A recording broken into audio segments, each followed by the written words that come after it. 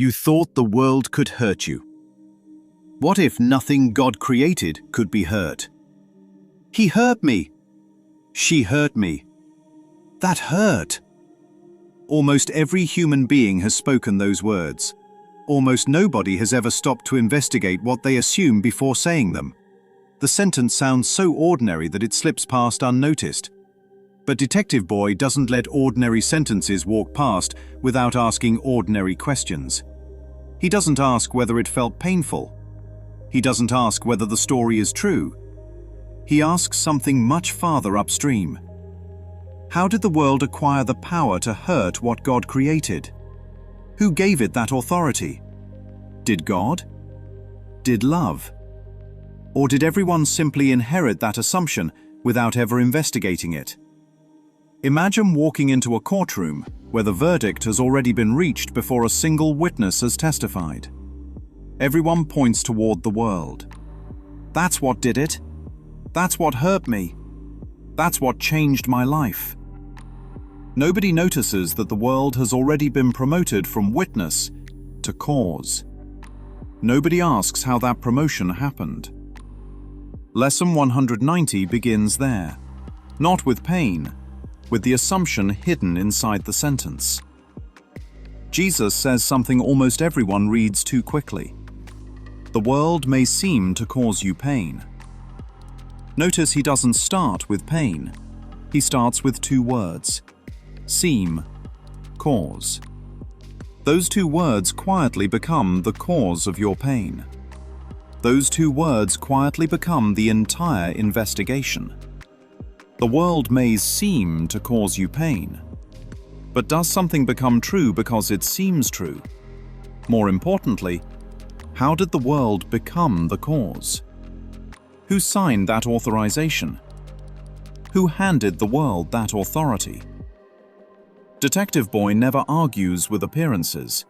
He simply asks where they came from. Then Jesus quietly places one sentence on the evidence table. An effect cannot make effects. He doesn't explain it. He lets it sit there. Detective Boy picks it up and turns it over in his hands.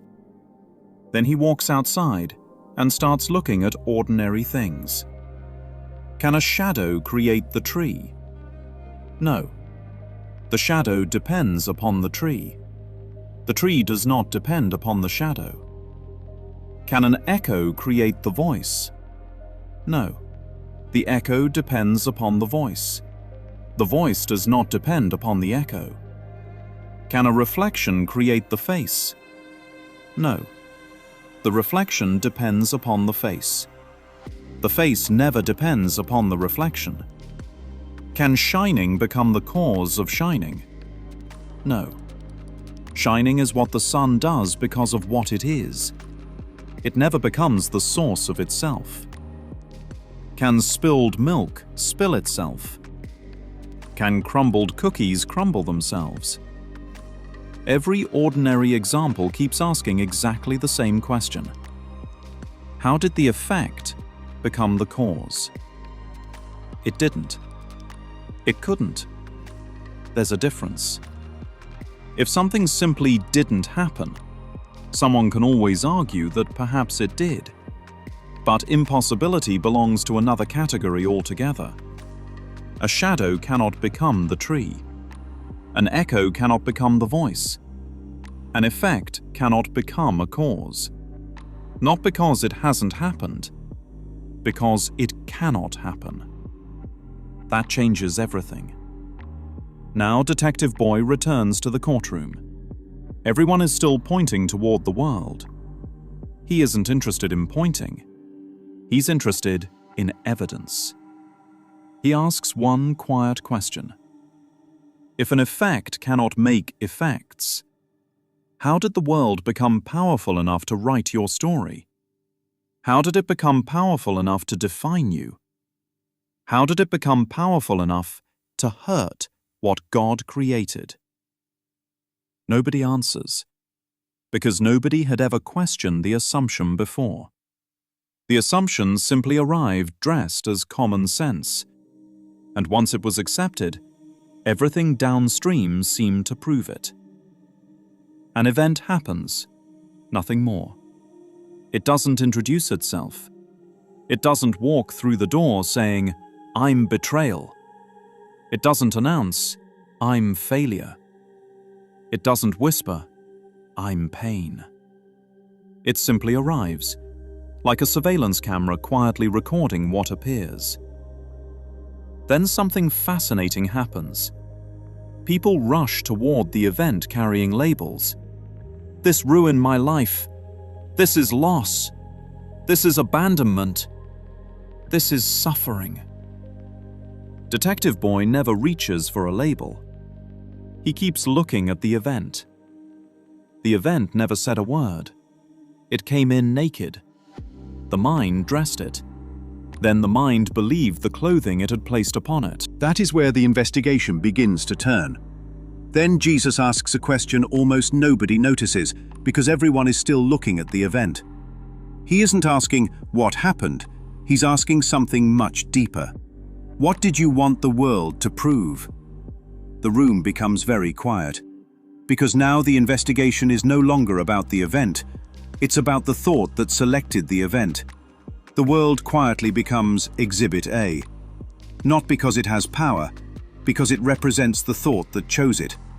That's a completely different investigation. The detective is no longer interviewing witnesses, he's interviewing assumptions. Then Jesus uses two phrases that almost everyone reads past. Your idle wishes. Idle, like a car sitting in the driveway with the engine running. The motor is making noise. The dashboard lights are on. The engine is burning fuel. From the outside, it looks like progress. But the car never leaves where it started. It never arrives anywhere because it was never moving toward reality. Then Jesus speaks of strange desires. Why strange? Not because they're unusual, because they're foreign. Foreign to the mind of God. Foreign to what God created. Foreign things can never explain your home because they have never been there. They don't recognize your nature because they didn't come from it. Then Detective Boy asks another ordinary question. If the world could tell you who you are, why are you still searching? Think about that for a moment. Has anyone ever reached the place where they finally said, "The world answered my question. I know exactly who I am now. I never have to search again"? No, the search continues. People search through careers, through relationships, through success, through failure, through bodies, through approval, through possessions, through achievements, through suffering. Always hoping the next answer will finally be the last one. But it never is. The search itself becomes the evidence. If the world possessed the answer, the search would already be over. Then Detective Boy asks the question nobody else asks. Can an effect reveal its cause? Can the reflection tell you who is standing in front of the mirror? Can the echo introduce you to the voice? Can the shadow explain the tree? Of course not. The effect can only point beyond itself. It can never become the author of what produced it. The world can reflect the thoughts you believe. It cannot reveal the self God created. Now Detective Boy leaves the courtroom and walks the crime scene. Not looking for fingerprints, not looking for suspects, looking for evidence. Jesus has already testified that what God created is wholly unassailable, completely beyond successful attack, completely beyond damage, completely beyond injury. So Detective Boy kneels beside the evidence and asks the only question left. What exactly was hurt? Show me. Not the memory, not the diagnosis, not the biography, not the body. Show me what God created that was successfully damaged. Pain has made the accusation. Now let it produce its evidence. Can it place a wounded Son of God before the court? Can it demonstrate where love became fear? Can it point to the place where eternity was broken? Silence. The witness never arrives. Because the witness has no evidence to bring. Not because it misplaced the evidence, because there never was any. If what God created could truly be hurt, then God created something vulnerable. If God created something vulnerable, then God did not create perfectly. If God did not create perfectly, then God would no longer be God. The whole case rises or falls together. That's why Lesson 190 never argues about pain. It investigates whether pain was ever possible in the first place.